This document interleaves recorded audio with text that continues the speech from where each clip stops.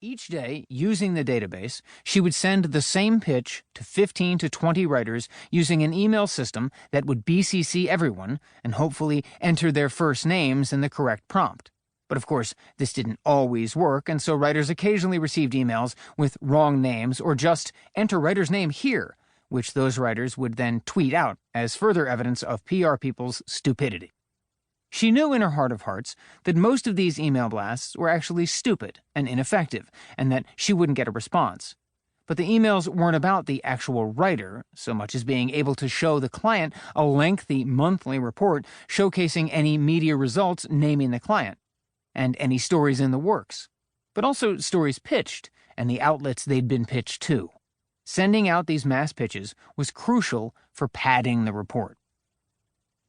While the day-to-day was boring, one of the perks of being at a big firm was that they worked with some amazing people, James Beard winners, Michelin-starred restaurants, etc., and almost every night there was something to do.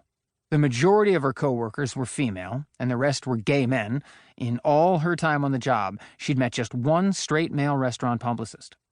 Of that 90% majority of women, 75% usually fit the same profile: white, attractive, under 35, often sorority-experienced communication majors who really truly loved food and wanted to be around its creation and innovation.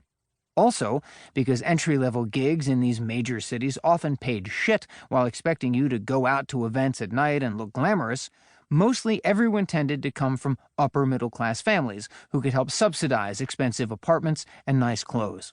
From that perspective, at least, the perception of the industry was more or less the reality. She worked her way up in the big firm, and the job got infinitely more interesting. Initially, she was shocked by how much power she had to essentially turn chefs and bartenders into these fascinating characters who didn't really exist for the sake of a marketable narrative. When she first started working with new clients, she would interview them and ask them to tell the story of their upbringing and how they first got into cooking, and often those stories would be boring, so she might push them a bit. So maybe your grandmother took you to a bakery when you were young?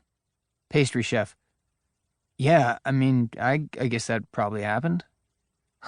Great. So, basically, you're a baking prodigy whose passion for creating perfect pastries was stoked by early memories of traveling to quaint bakeries with your stern but loving grandmother, and the memories of the dough and flour seared into your brain almost before you were old enough to walk, and you instinctually knew you had no choice but to pursue this passion, that pastry was your lifeblood, and that you'd rather die than disrespect those childhood memories of you and your grandmother sitting in rocking chairs on her ramshackle porch, hungrily tucking into hot cross buns, listening to the rain patter down on her tin roof as you learned what it meant to truly love something more than yourself.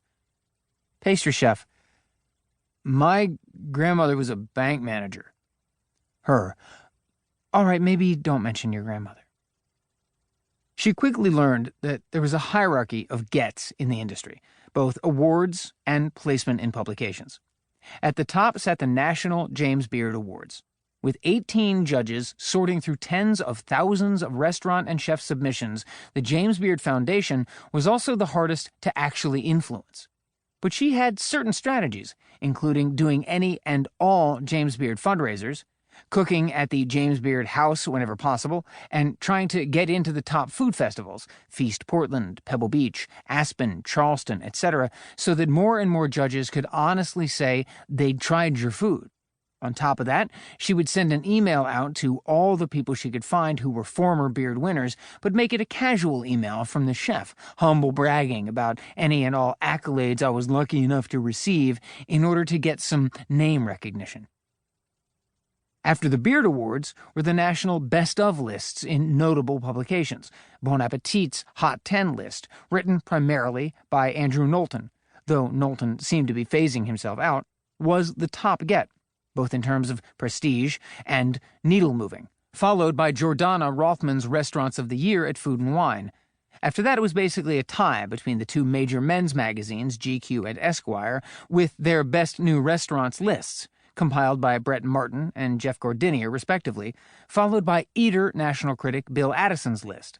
Addison has since decamped for the Los Angeles Times. From there, you got down to the more influential